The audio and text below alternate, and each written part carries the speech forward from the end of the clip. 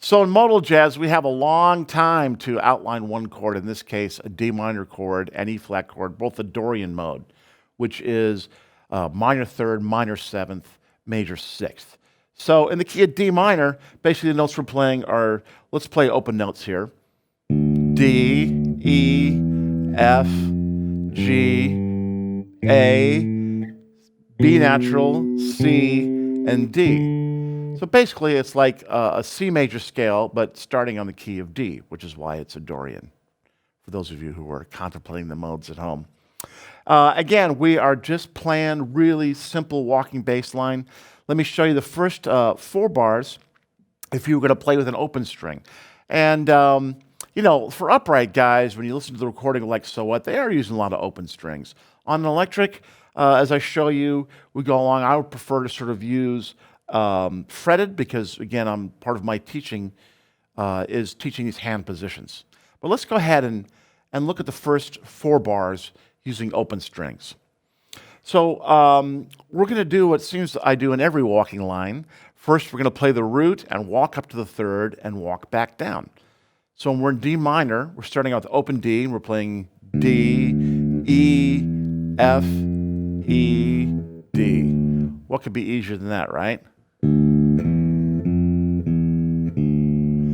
Now for the second bar, we're gonna since we start on D, we're gonna go down to an open A, and we're gonna sort of circle the root D that we're getting to by playing the C 3rd fret on our A string, which is the 7th of the chord, and then back to our E 2nd fret on our D string, which is the 2nd of the chord, that brings us back to the D.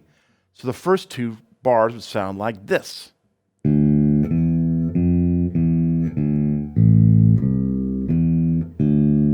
Right? And now for the second 4 bars, I'm just walking straight up the minor scale. 1, 2, 3, 4, 5, 4, 3, 2. E, D, F, open G, A, open G, F, E, and then we're back to D. And the next 2 bars, we're going to play the same thing. Now, how would we figure that if we were going to fret it? Let's examine that. So let's play the bars 5 and 6, which are the same as bars 1 and 2, but if we were going to fret it, we would just have our hand in this position where our first finger is anchored on the root, or root, of the D minor chord. And then we walk up the 1, 2, 3 in the chord scale, and back down by playing them all on the same string, all on the A string. D on the 5th fret, E on the 7th fret, and F natural on the 8th fret, and back down. And then we play the D. Now we're going to go down and play the 5th, which is just 1 string up, the E 5th fret of the E string to play our A. And then we play our C here on the 8th fret, and the D here on the 7th fret to get back to the D. So let's look at that again. Fretting it would look like this.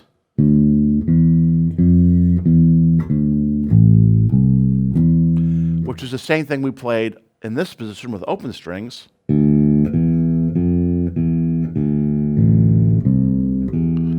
Right? So, moving on, in bars 6 and 7, if we're fretting it, we're just going to walk right up the scale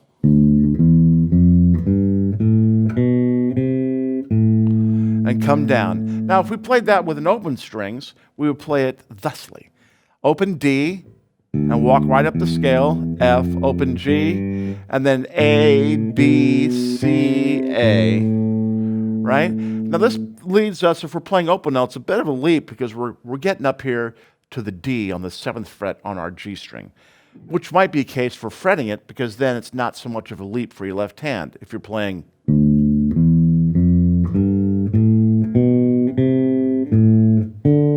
see, if you're playing that A here on the 7th fret on your D string, it's easy to get to that high D, where if you're fretting it down here, you gotta move up there. So I'll leave it up to you.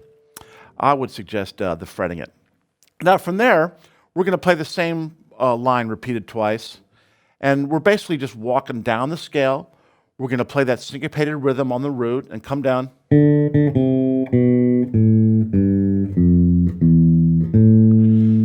walk all the way down the chord tones, we're playing D, C, B, switching to our next string, which was the A, the 7th fret in the D string, G, F natural, and then back up to the A, which leads us back to the D, because we play the same line twice. So fretted, it would look like this.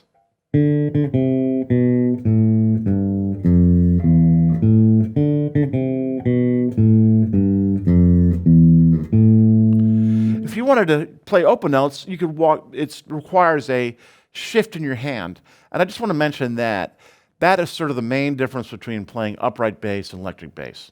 When you study Simandl or the method books for studying upright bass, they're all about positions. So you would play. Where in electric bass, it's more like a guitar.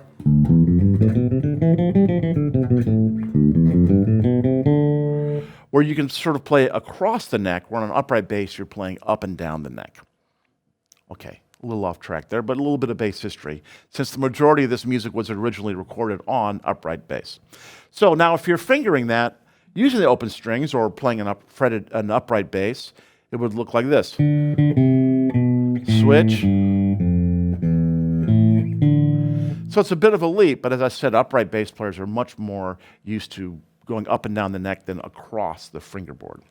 So in that case, we would use our pinky to play the D, and then write down the scale to C to B natural, and then probably switch to our A, Hamm position, and then play the A, open G, F, back to the A, and repeat the same thing.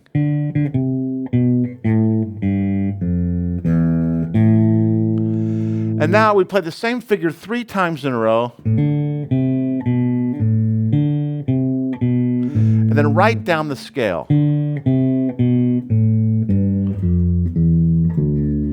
So if you have a good stretch of your hands, you can play it this way.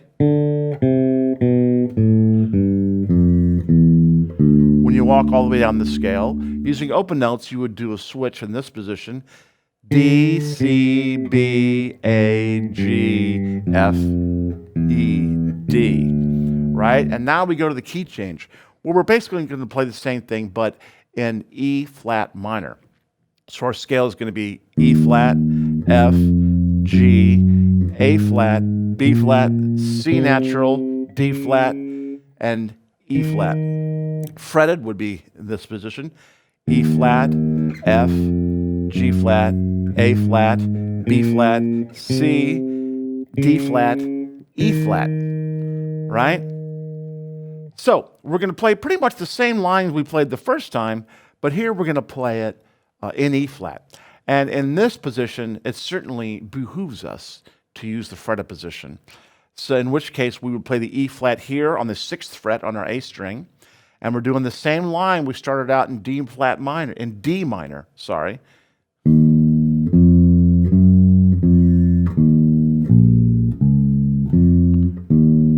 Right? And you see, if you spread your hand out, you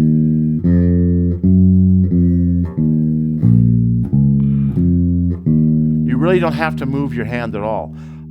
If you fretted it,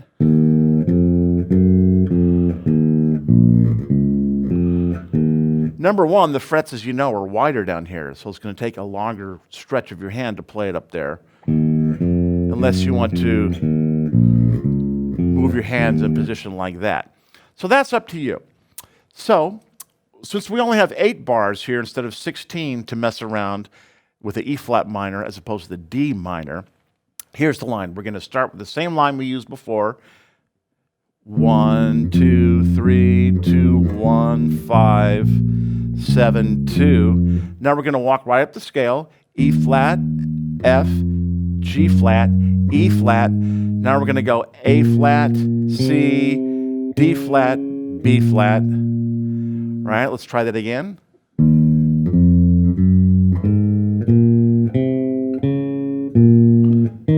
And we're headed towards that high root of the high E flat, which again is a good reason to fret it. Because if we played it in the lower position,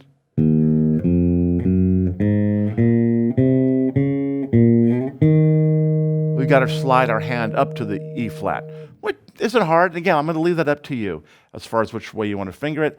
I'm going to show it and have the default fingering being the fretted way. So we are going to, let's play those first 2 bars, and we're sort of setting it up to go up to the high E flat.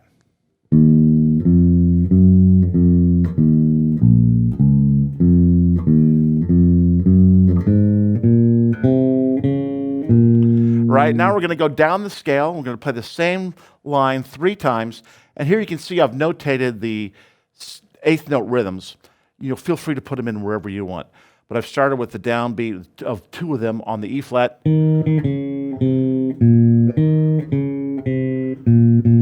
So the first bar, I put the little giddy up with the swing notes on the first beat. On the second bar, I put them on the 4th beat.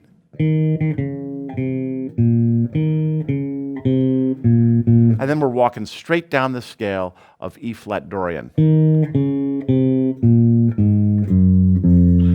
And hey, we're back to D minor. And we're going to play the same line that we started with. We're actually going to play the line that we played in bars 5 to 7, 5, 6, 7, 8, 5 to 8 on the first bars here. So we're going to walk up, back down. Right, you should be familiar with that phrase by now. And then all the way up.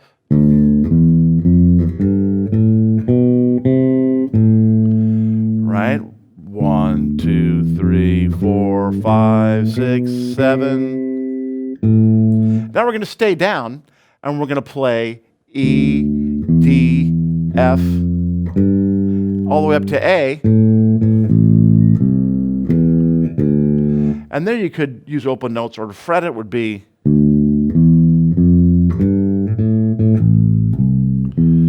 And then we're sort of right up in the scale in the same pattern we've been using.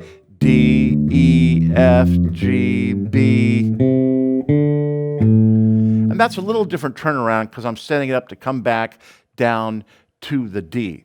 So the last 2 bars would be D, E, F, G, A. Now we're going to the C, and then the D, and back down to the 5th, which would be the A, which sort of leaves a very dominant and very prominent resolution, right, which is a really guiding your ear to say, hey, we're back at the top again now. So let's play that whole last 8 bars, the D minor, after the E flat would sound like this. And you see if your hands are spread out, you don't have to move your hand at all, just fingers.